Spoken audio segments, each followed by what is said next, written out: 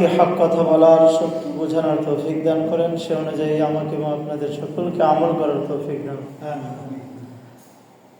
দোস্ত, আল্লাহ রাব্বুল আলামিন আমাদের জন্য আহকামে শরঈয়া বিধান নাযিল করেছেন।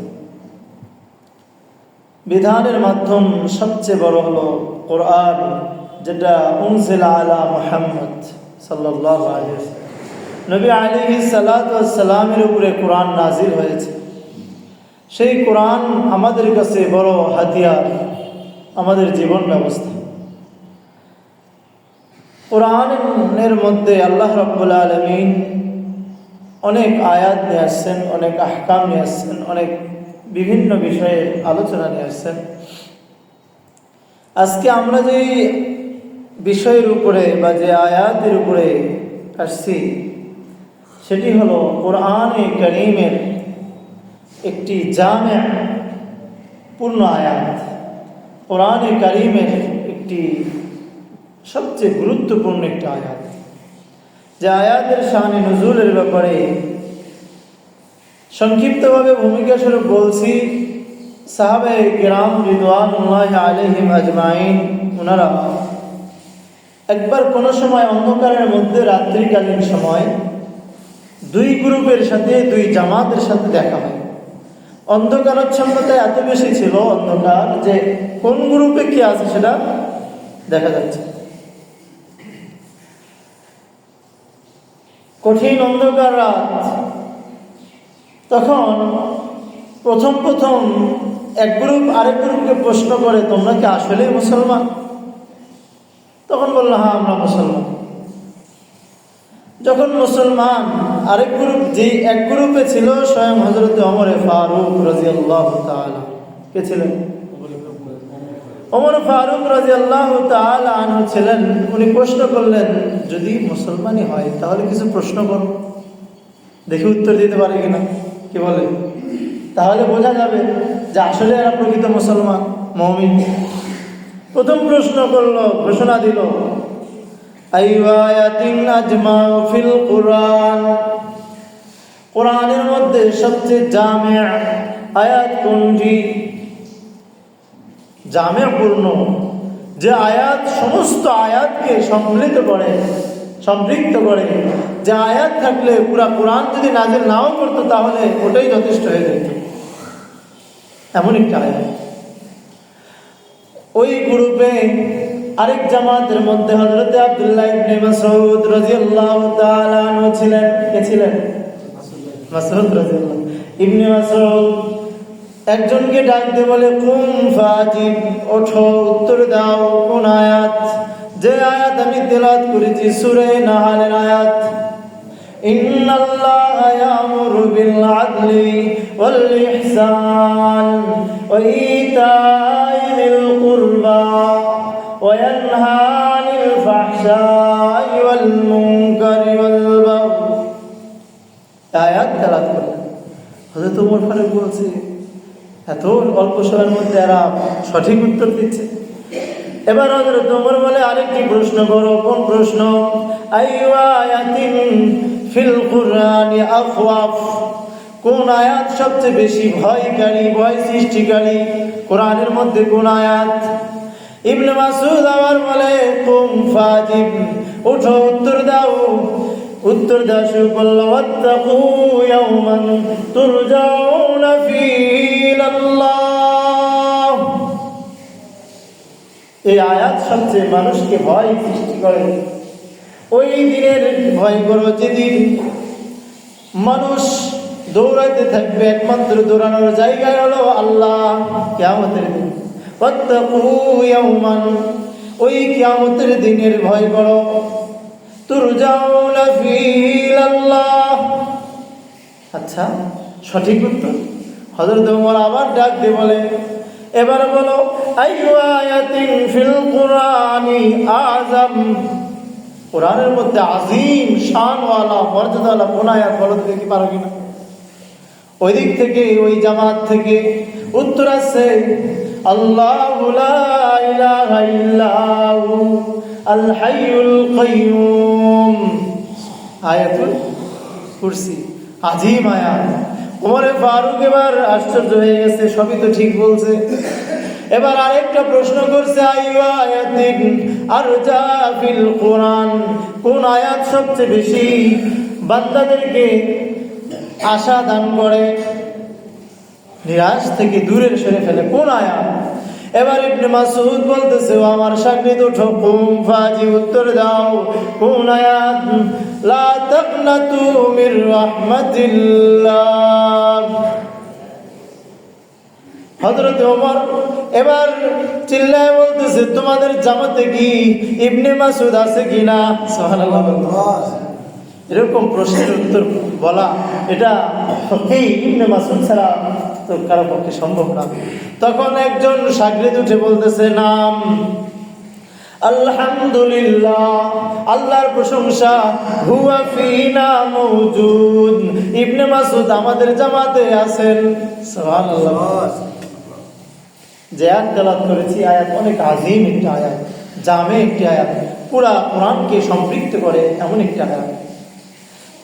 মুফাসসিরিনরা বলেন, যদি আল্লাহ তাআলা এই আয়াত বান্দাদের জন্য রেখে দিতেন আর কোনো কিছুই যদি না নাজিল করতেন, তাহলে আয়াতই বান্দার জন্য যথেষ্ট। তাহলে কি পরিপূর্ণ আয়াত!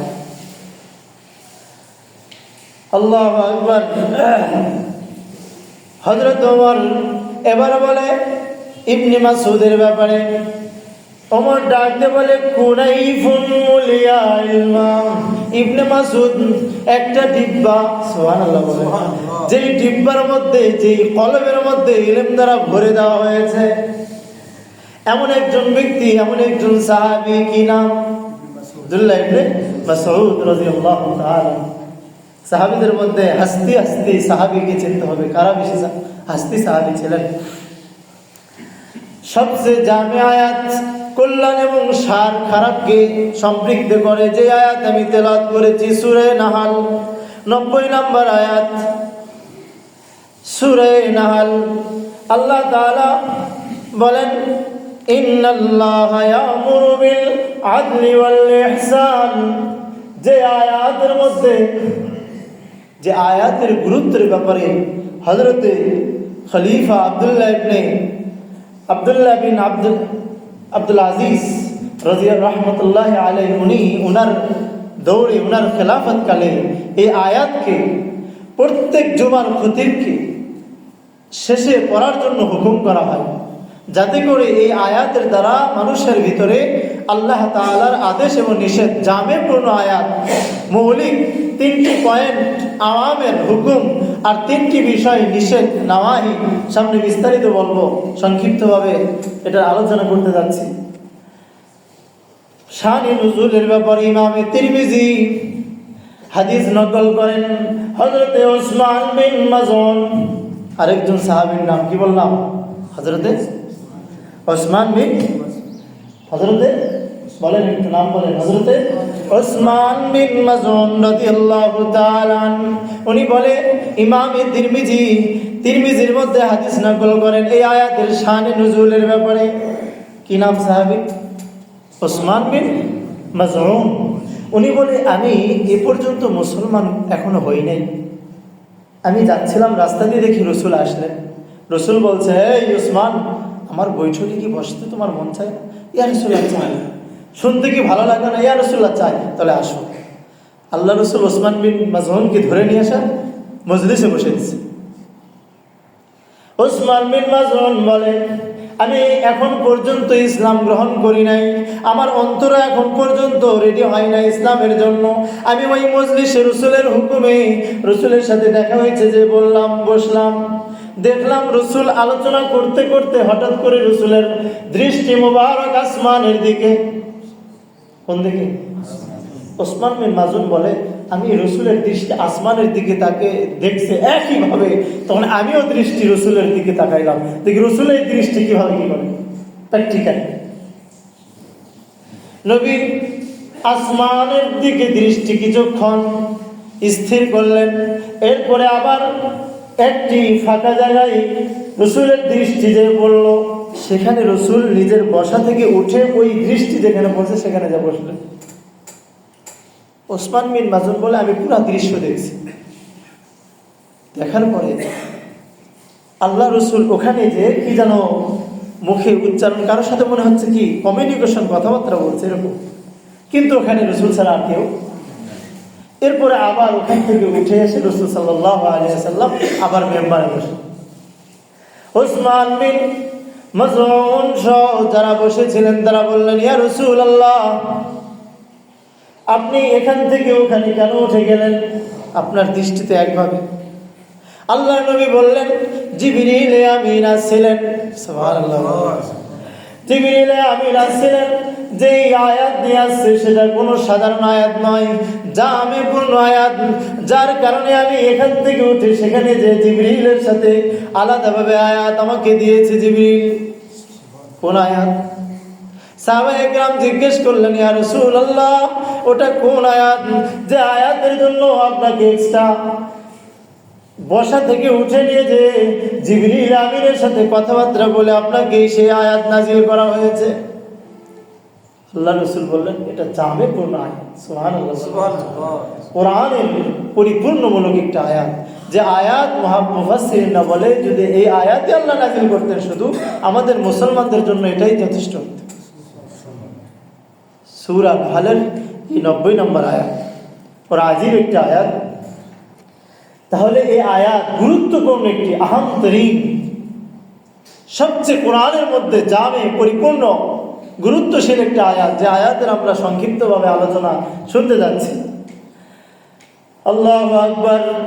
কোরআনের তাফসীর, কোরআনের আলোচনা চার ভাবে হয়। কোরআনের ব্যাখ্যা, কোরআনের আয়াতের ব্যাখ্যা কোরআন দ্বারা, এটা আমরা জানি।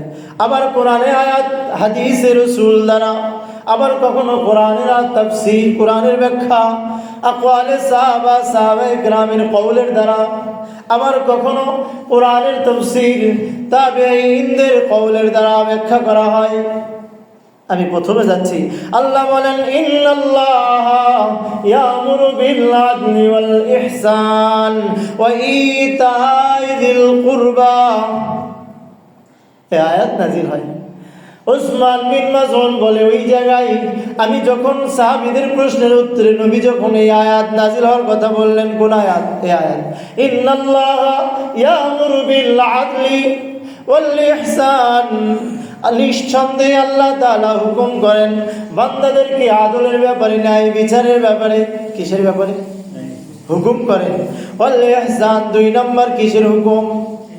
ইহসানের হুকুম। 3 নম্বর ইতাই যিল কুরবা, নৈকট্যশীল, নিকটত্ব আত্মীয়দের সাথে সম্পর্ক তৈরি করার হুকুম করেন, তাদের হক আদায় করার হুকুম দেন আল্লাহ। কয়টি হুকুম? 3টা। 1 নম্বর আদল, ন্যায় বিচার, 2 নম্বর ইহসান, 3 নম্বর আত্মীয় স্বজনদের সাথে তাদের হক আদায় করা। কয়টা গেল? 3টা। ওয়ায়ানহা আনিল ফাহশা, আল্লাহ নিষেধ করেন অশ্লীলতা থেকে, ফুহুশ কাজ থেকে, কথাবার্তা থেকে, ওয়াল মুনকার, খারাপ কাজ থেকে, ওয়াল বাগি, জুলুম অত্যাচার থেকে। তাহলে কয়টি নিষেধ? 3টি হুকুম, 3টি নিষেধ। ইয়াইদুকুম, আল্লাহ তোমাদেরকে নসিহত করছেন। সুবহানাল্লাহ। কোরআন বলতেছে আল্লাহ তোমাদেরকে নসিহত করছেন, আল্লাহ আমাদেরকে নসিহত করছেন। হুজুর নসিহত করছে এরকম না, কোন মৌলভী এসে নসিহত করছে এরকম না, কোন বড় পীর সাহেব এসে নসিহত করছে এরকম না। কে নসিহত করে? আল্লাহ। ইয়াইজুকুম, আল্লাহ তোমাদেরকে নসিহত করছেন যদি তোমরা 3 হুকুম আর 3 নিষেধের উপরে থাকতে পারো, লাআল্লাকুম তাযাক্কারুন, তাহলে তোমরা আল্লাহকে স্মরণ করতে পারবা, তোমরা জাকির বনে যাইবা। ওই যে উসমান বিন মাজউন বলে, আমি রাসূলের জবান থেকে আয়াত শোনার পরে আমার অন্তর থেকে ইসলামের সাক্ষী দেয়, আমি সঙ্গে সঙ্গে ইসলাম গ্রহণ করে নিই। ওই যে উসমান বিন মাজউন, সেই উসমান বিন মাজউনের কওল হযরতে ইমামে তিরমিজি তার তিরমিজির মধ্যে নকল করেন শানে নুজুলে, এই আয়াতের শানে নুজুল। আমি কোরআনের তাফসীর করতে যাচ্ছি। এই আয়াতের তাফসীর সামনের সূরা বনী ইসরাঈলের আল্লাহ তাআলা 23 নম্বর আয়াতে এটারই তাফসীর, কোরআনের তাফসীর কোরআন দ্বারা করেন। কোরআনের তাফসীর কি দ্বারা?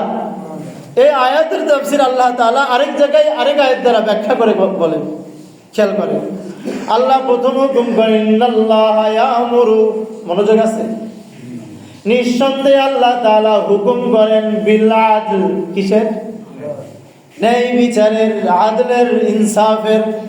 আল্লাহ সূরা বনী ইসরাঈলের 23 নম্বর আয়াতে বলেন ওয়া কাযা রাব্বুকা, আই আমারা রাব্বুকা, হুকুম করেন তোমাদের রব, এখানেও হুকুম করেছেন। কাযা আমার রব্বুক, তোমাদের রব, তোমার রব হুকুম করেছেন কিসের? এক নম্বর ওখানে আল্লাহ ন্যায় বিচারের হুকুম করেন, আদলের হুকুম করেন।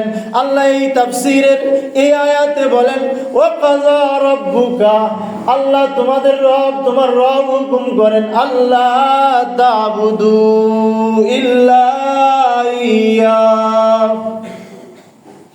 একমাত্র কারো ইবাদত করতে হবে, একমাত্র কারোই তাওহীদ বর্ণনা করতে হবে, একমাত্র কার একত্ববাদ স্বীকার করে নিতে হবে। আল্লাহ তা'বুদু, যে ইবাদত করবে না ইল্লা ইয়্যা, একমাত্র তারই ইবাদত করতে হবে, তাওহীদ। আল্লাহ একমাত্র কে? ইবাদতের আরেক জায়গায় আমি বলেছিলাম আব্দুল্লাহ ইবনে আব্বাস রাদিয়াল্লাহু তাআলা জিনার ভাষায় বলছিলাম কোরআনের মধ্যে কুল্লু ইবাদাতিন ফিল কোরআন ফাহুয়া তাওহীদ, এর আগে অনেকবার বলেছি। সানাদ আল মুফাসসিরিন হিবরুল উম্মাহ আব্দুল্লাহ ইবনে আব্বাস বলেন যেখানে কোরআনের মধ্যে ইবাদত শব্দ, সেটার অর্থই হলো তাওহীদ। সেটার অর্থ কি? তাওহীদ। তাহলে এখানে অর্থ আমরা করি আল্লাহ তা'বুদু, যে তোমরা তাওহীদ করবা না, ইল্লা ইয়্যা, তবে তারই একত্ববাদ মানতে হবে। পুরাণের অর্থ বলি, হাসরের অর্থ করি, মানা করি। আল্লাহ তা'বুদু ইল্লা ইয়্যা, কেবলমাত্র, কি মাত্র? কেবলমাত্র তারই তাওহীদ মেনে নিতে হবে, কেবলমাত্র তাকে একত্ববাদের স্বীকার করতে হবে। তিনি কে? কে হুকুম করেছেন? তাহলে পৃথিবীতে সবচেয়ে বড় আদল, ন্যায় বিচার কোনটা?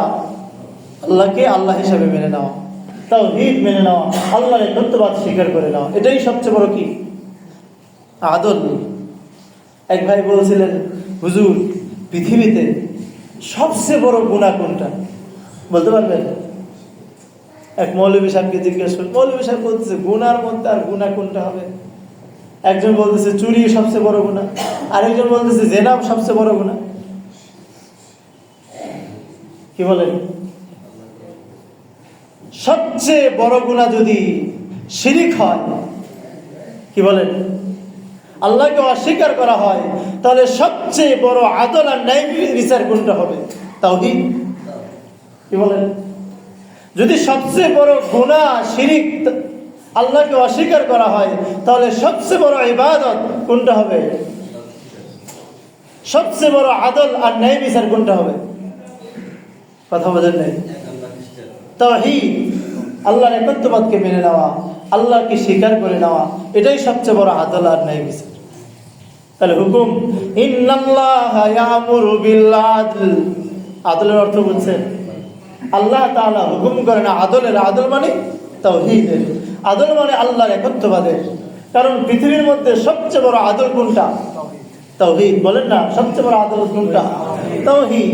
কথা না বললে তো কথা আসবে না। আল্লাহু আকবার। এই আয়াতের ব্যাখ্যা করছি, তাফসীর করছি, একটু কঠিন মনে হতে পারে, কিন্তু একটু মনোযোগ দেন, ইনশাআল্লাহ বুঝবেন। আল্লাহু আকবার। হযরতে হাদিসে রাসূল মুআয বিন জাবাল রাদিয়াল্লাহু তাআলা আনহু বলেন কুনতু রাদিফান নবী সাল্লাল্লাহু আলাইহি ওয়াসাল্লাম, আমি নবীজির পিছনে, ঘোড়ার পিছনে ছিলাম, ঘোড়ার পিছনে ছিলাম। আল্লাহ রাসূল লাগতে বলে ইয়া মুআয, হে মুআয, মা হাক্কুল্লাহি আলাল ইবাদ, বান্দার উপরে আল্লাহর হক কি? ওয়া মা হাক্কুল ইবাদি আলাল্লাহ, আর আল্লাহর উপরে বান্দার হক কি? ইয়া রাসূলুল্লাহ, আমি তো এটা জানি না। মুআয বিন জাবাল বলে ইয়া রাসূলুল্লাহ, এটা তো আমি জানি না, আল্লাহ এবং রাসূলই ভালো জানে। কি বললেন বলেন তো রাসূল? যে বান্দার উপরে কথা বলেন, কি প্রশ্ন? বান্দার উপরে আল্লাহর হক কি, আল্লাহর উপরে বান্দার হক কি? কথা বোঝেন নাই? একটু বলেন, তাছাড়া তো তাফসির আসবে না। কারণ কোরআনের অর্থ বুঝতে গেলে, কোরআনের মানা তাফসির সংক্ষিপ্ত বুঝতে গেলে একটু কথা বলতে হবে। এটা তো দর্শ, না হলে আপনারা শুনতে থাকবেন। এটা তো আর ইউসুফ জুলেখার ঘটনা বলতেছিলেন, কি বলেন? একবারে ঝেমে গেছেন। জি, কি বল, কয়টা প্রশ্ন করলেন রাসূল মুআজ বিন জাবালকে? কি বান্দার উপরে আল্লাহর হক কি এবং আল্লাহর উপরে বান্দার হক কি? প্রশ্ন বুঝছেন? প্রশ্নের উত্তর নেবেন? জি, আল্লাহু আকবার। আল্লাহ তাআলা কোরআনে আরেক জায়গায় বলেন, শাহিদাল্লাহু আন্নাহু লা ইলাহা ইল্লাহু।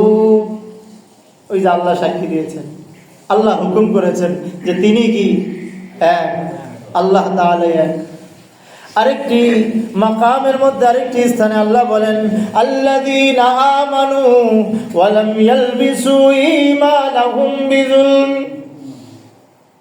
আল্লাহ তাআলা বলেন, উলাইকা লাহুমুল আমনু ওয়া উলাহুম মুহতাদুন। যারা ঈমানদার, যারা ঈমান এনেছে, যারা তাওহীদ এনেছে, কোরআনে আরেক জায়গায় যারা তাওহীদ বিশ্বাস করেছে, যারা আল্লাহকে স্বীকার করে নিয়েছে। একজন প্রবাসী ভাই একটা ঘটনা শোনালো, যদিও মনে পড়ছে এটার সাথে মিলবে, কারণ আমরা তো আল্লাহকে অস্বীকার করতে চাই না, কি বলেন? বিদেশে সে এক বাঙালি ব্যবসায়িকের সাথে, মুসলমান, মানে ম্যানেজার তাকে শুনাইতেছে যে আমি একবার এক কোম্পানির সাথে মিট করতে গেলাম, যে বললাম যে আপনারা এই পণ্যটা যে তৈরি করেছেন, মনে করেন যে ব্র্যান্ডের তৈরি করছে কোমা উপাদান দিয়ে, কিন্তু ব্র্যান্ডের সিল মারছে। তখন সে যদিও অন্য ধর্মাবলম্বী, সে বলতেছে এটা কিভাবে সম্ভব। সে কারগুজারি শোনাচ্ছে, সে একজন অন্য ধর্মের, হ্যাঁ, একজন মালাই। সে বলতেছে আমি যখন তার এই কর্ম দেখলাম ব্যবসায়িকভাবে, তখন আমার খারাপ লাগলো। আমি তার পরীক্ষা করার জন্য কিছুক্ষণ পরে বললাম, চলো আমরা একটু রেস্টুরেন্টে যাই। যে কি হবে, চলো এই সমস্ত রেস্টুরেন্টে তো শুকরের গোশত পাওয়া যায়। কই না না, এটা খাওয়া যাবে না, এটা তো হারাম। তখন জিজ্ঞেস করছে, দিস ইজ হারাম অর দ্যাট ইজ নট হারাম? একটা খারাপ জিনিস দিয়ে আপনি ভালো ব্র্যান্ডের সিল মেরে দিচ্ছেন, এটা হারাম হচ্ছে না, আর আপনাকে যখন ডাইরেক্ট শুকরের গোশত খেতে বলছি তখন হারাম হয়ে যাচ্ছে। এখানে বাটপারি করছেন, 2 নম্বরই করছেন, ধোঁকা দিচ্ছেন, ব্যবসায়ী মানুষকে ধোঁকা দিচ্ছেন, এখানে হারাম হচ্ছে না, আপনি এটা হারাম হচ্ছে। এই হচ্ছে আমাদের মুসলমানের অবস্থা, কি বলেন? এটা বাস্তব কথা। আমরা মানুষকে ঠকাইতে পারলে মনে করি বিশাল কিছু, কি বলেন?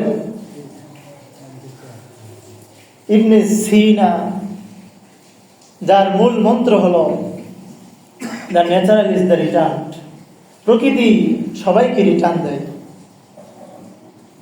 আল্লাহর প্রকৃতির মাধ্যমে যেমন ভাবে আমরা সৃষ্টি হয়েছে, আপনি একটা জিনিস খেয়াল করেন, পৃথিবীর সব কিছুকে যদি আমরা মানুষ চেঞ্জ করে ফেলি, আল্লাহর সৃষ্টির নিয়ম নিজাম সিস্টেম কি চেঞ্জ? আপনি খেয়াল করেন, একটা উদাহরণ দিই। আমরা যেভাবে মায়ের গর্ভে ছিলাম 8 মাস 9 মাস, একটা সময়সীমা, কি বলেন? এটাতে কি আল্লাহ তাআলা ধনী গরিবের মধ্যে কোনো বিভেদ করেছে? যেই সরকারি কঠিন পর্যায়ের ব্যক্তি, তার ঘরে বাচ্চা আসবে 3 মাসে, কি বলেন? ভাই প্রকৃতি রিটার্ন দিবে। আপনি আমরা আল্লাহর প্রকৃতিতে, প্রকৃতি বলতে সৃষ্টিকর্তার মাধ্যমে আমরা সৃষ্টি, আমরা যদি উল্টাপাল্টা করে চলি, আপনাকে ওইভাবেই প্রকৃতি কোনোভাবে যদি আপনি সেটার বিচার দুনিয়াতে না হয়, প্রকৃতি আপনাকে দুনিয়াতেই দিবে। যদি আপনি না পান, আরেকটি জগৎ আছে, সেখানে আপনি পাবেন। কিন্তু খেয়াল করেন, আপনি আরেকটা প্রকৃতি, আরেক ব্যক্তির সাথে 2 নম্বরই করলেন, ধোঁকা দিলেন। আপনার এর ধোঁকার ফলাফল আপনাকে রিটার্ন আসতে হবে, আপনাকে পেতেই হবে, যে কোনো মাধ্যমে, যে কোনো বিনিময়ে। এটা হচ্ছে আদল। এই আয়াত এমন আয়াত যে আয়াত মুফাসসিরিনরা বলে আয়াত যদি আল্লাহ শুধু নাজিল করতেন, আর কোনো আয়াত যদি নাজিল নাও করতো, তাহলে মুসলমানদের জন্য, বান্দা বান্দির জন্য যথেষ্ট হয়ে। কি বলে? আজকে আমরা যেভাবে চলাফেরা করছি, মানে প্রকৃতিই বুঝি না, আল্লাহর সৃষ্টিই বুঝি না।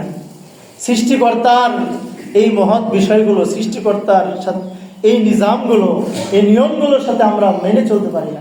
আমরা মনে করি কিভাবে পেট পূজারি করা যাবে, কিভাবে পেট পালা যাবে, আর কিভাবে নিজের যত ধরনের প্রকৃতির ইচ্ছা, প্রবৃত্তির ইচ্ছা আছে সব প্রয়োগ করা যাবে, ব্যবহার করা যাবে। আমরা এখন যেই যুগে বসবাস করছি, যেই পরিস্থিতিতে অবস্থান করছি, যেই সেকুলারিজমে আমরা আছি, আমরা মনে করি কি যে আমাদের পেটকে যদি আমরা ভালো খাবার দিতে পারি, আমাদের মনের ইচ্ছা যদি পূরণ করতে পারি, তাহলে আমিই বড় সবচেয়ে এই যুগের শ্রেষ্ঠ নেতা, এই যুগে বড় সফল কাম। বেটা তুমিই সবচেয়ে বড় হলো ধোঁকাবাজ, তুমিই সবচেয়ে বড় হলো আল্লাহর নাফরমানি একজন ব্যক্তি। তোমার উপরেই সবচেয়ে বড় জুলুম আসবে, আল্লাহর আযাব নামবে তোমার উপরে। তোমার কারণে আজকে আমাদের উপরে জুলুম, আল্লাহর নাফরমানি, আল্লাহর গজব নামতেছে। প্রকৃতির পূজারি, পেটের পূজারি, টাকার পূজারি, সম্পদের পূজারি, এটা তো প্রকৃতি শিক্ষা দেয় না আপনাকে। বিজ্ঞান গবেষণা করে দেখছে, যারাই কোনো অভিশপ্ত ব্যক্তি প্রকৃতির সাথে কোনো মাখলুককে যদি অন্যায়ভাবে সে মারে, তার উপরে প্রকৃতির কোনো এমন কোনো বস্তু নাই যে আল্লাহর লানত সবসময় তার উপরে পড়তে থাকে, এমনকি কোনো প্রকৃতি তার সাথে ভালো ব্যবহার পর্যন্ত করতে করে না একটা মাখলুককে অন্যায়ভাবে কষ্ট দেওয়ার কারণে। সেই জায়গায় আমি সামনের এত ভূমিকা বলছি, সামনের পয়েন্ট বলার জন্য। আল্লাহ দ্বিতীয় জায়গায় বলেন ওয়াল ইহসান, আল্লাহ হুকুম করেন ইহসানের। কিসের হুকুম করেন একটু বলেন? ইহসান।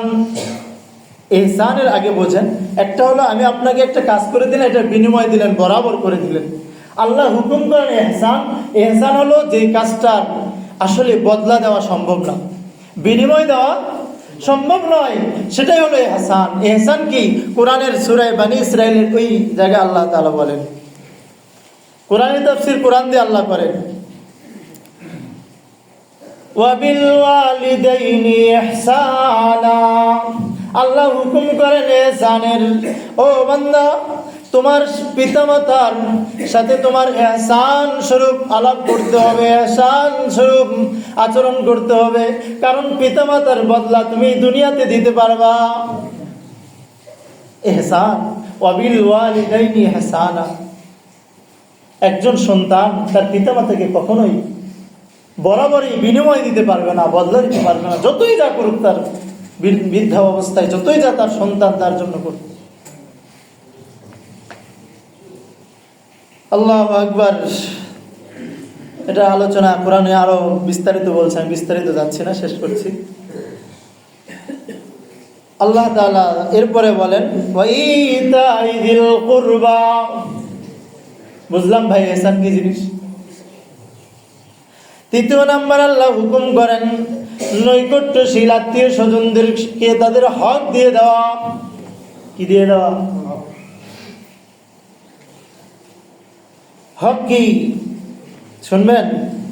কোরআনের সূরা বনী ইসরাঈলের পরে আয়াতে আল্লাহ বলেন ওয়া আতিযাল কুরবা হাক্কা।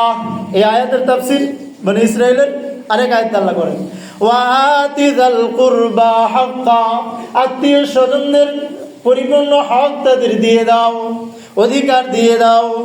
ওয়াল মিসকিন, মিসকিনদের হক দিয়ে দাও। রাসূল করিম নবী করিম সাল্লাল্লাহু আলাইহি সাল্লাম, বুখারী হাদিস, ওয়া আতিযাল কুরবা। আল্লাহ রাসূল তিনবার কসম করে বলেন ওয়াল্লাহ ওয়াল্লাহ ওয়াল্লাহ, আল্লাহর কসম, আল্লাহর কসম, আল্লাহর কসম, লা ইউমিনু, সে ব্যক্তি ঈমানদার নয়। সাহাবায়ে কেরাম জিজ্ঞেস করলেন ইয়া রাসূলুল্লাহ, কোন ব্যক্তি ঈমানদার না? আপনি তিনবার, নবী আলাইহিস সালাম তিনবার কসম করে বলছেন ওই ব্যক্তি ঈমানদার নয়, আল্লাহর কসম, ওই ব্যক্তি ঈমানদার নয়, আল্লাহর কসম, ওই ব্যক্তি ঈমানদার নয়, আল্লাহর কসম। সাহাবায়ে কেরাম জিজ্ঞেস করলেন তিনবার কসম করে আপনি বলছেন, সেটা কোন ব্যক্তি? আল্লাহ রাসূল বলেন মাল্লা ইয়ামানু বাওয়াইকুহু আও জারুহু যার প্রতিবেশী তার থেকে নিরাপদ না। নাউজুবিল্লাহ। যে ব্যক্তির প্রতিবেশী তার থেকে নিরাপদ না। বুখারী হাদিসে রাসূল বলছেন, সাহাবায়ে কেরাম বলেন, ইয়া রাসূলুল্লাহ, আপনি যেভাবে প্রতিবেশীর হক আদায় করতে বলতেছেন, মনে হয় যে মিরাজ তাদের উপরে দেওয়া লাগবে, এরকম একটা অবস্থা। আল্লাহ রাসূল প্রতিবেশীর ব্যাপারে এত গুরুত্ব দিয়েছে, অথচ আজকে সামান্য 4 আঙ্গুল জায়গার জন্য ঠেলাঠেলি, পানি যাওয়া নিয়ে ঠেলাঠেলি, কি বলেন, হিংসা। প্রতিবেশীর হক আল্লাহ রাসূল কয়বার কসম করছে? 3 বার। আল্লাহ রাসূল কে সাহাবায়ে কেরাম জিজ্ঞেস করলেন, ইয়া রাসূলুল্লাহ, এটা 3 বার কসম করলেন কেন? আল্লাহর নবী উত্তর দেন, ও আমার সাহাবী, জিবরিল আমিন যখনই আসে তখনই প্রতিবেশীর হকের ব্যাপারে বলে। সুবহানাল্লাহ, সুবহানাল্লাহ। যে নবীদের যে 4টা সুন্নত সামনে আসছে, যেখান থেকে আমি বলতে যাচ্ছি, ওই যে হযরত মুআজ বিন জাবাল, মনে আছে?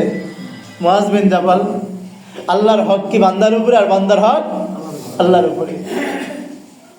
বান্দার উপরে আল্লাহর হক, আল্লাহ তুশরিকা বিল্লাহি শাইয়া, যে তার জিন্দেগিতে, তার জীবনে কখনো আল্লাহর সাথে শরীক করবে না। এটা কার হক? বান্দার উপরে আল্লাহর হক। আর আল্লাহর উপরে বান্দার হক কি? আনতা আবুদাল্লাহ কান্নাকা তারা ফাইন লাম তাকুন তারা ফাইন্নাহু ইয়ারাক। বান্দা, তুমি আল্লাহর হক এভাবে আদায় করো, তোমার ইবাদতের ক্ষেত্রে, নামাজের মধ্যে এমন ভাবে ইবাদত করো যেন মনে হয় তুমি আল্লাহকে দেখছো। যদি এটা লেভেলে যদি তুমি না দিতে পারো, তাহলে মনে করো তোমার রব, তোমার আল্লাহ তোমাকে দেখছে। কবি ইকবাল কি বলছে? ইবাদত করছে, তেরি দিল তো হ্যায় সনম আশনা, তোমার অন্তরে তো তুমি সনম। ওই যে ঘটনা শোনালাম প্রবাসীর, অন্তরে তো তোমার শিরিক দ্বারা ভরপুর। তুঝে কিয়া মিলেগা হিজাজ মে, তুমি যদিও নামাজ পড়তেছো, কিন্তু নামাজের মধ্যে তুমি আর কি পাইবা? তোমার অন্তরে তো শিরিক দ্বারা ভরপুর।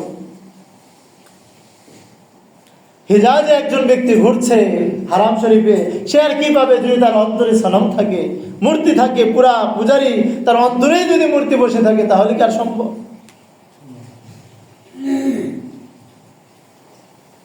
আল্লাহ, আমি সংক্ষিপ্ত ভাবে শেষ করছি। ওয়ায়ানহা আনিল ফাহশাই ওয়াল মুনকার, আল্লাহ তাআলা নিষেধ করেন ফাহশা, অশ্লীলতা থেকে, ওয়াল মুনকার, অন্যায় কাজ থেকে, ওয়াল বাগি, জুলুম থেকে।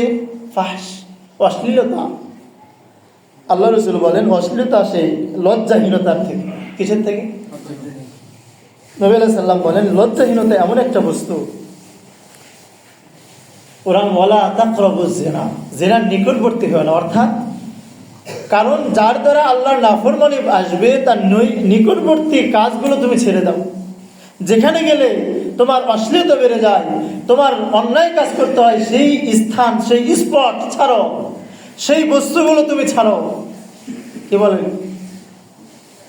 যদি ইন্টারনেট ব্যবহারের দ্বারা, কোনো ওয়েবসাইট ব্যবহারের দ্বারা তোমার নিজেকে কন্ট্রোল না করতে পারো, তাহলে সেটাকেই তুমি তোমার মোবাইলেই রাখো না, ডিলিট করে দাও, তুমি সেখান থেকে বেঁচে থাকো, নিকটবর্তী হয় না।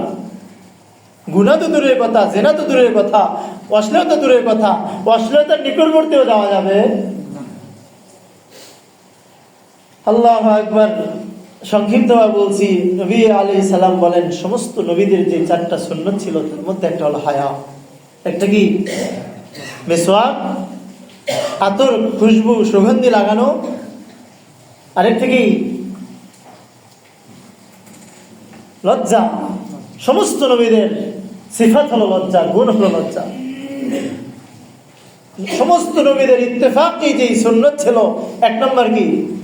মিসওয়াক, 2 নম্বর কি? সুগন্ধি লাগানো, 3 নম্বর বিবাহ নিকাহ, 4 নম্বর কি? লজ্জা। যার লজ্জা নাই সেই সব কিছু অশ্লীলতা করতে পারে। আমি শেষ করছি।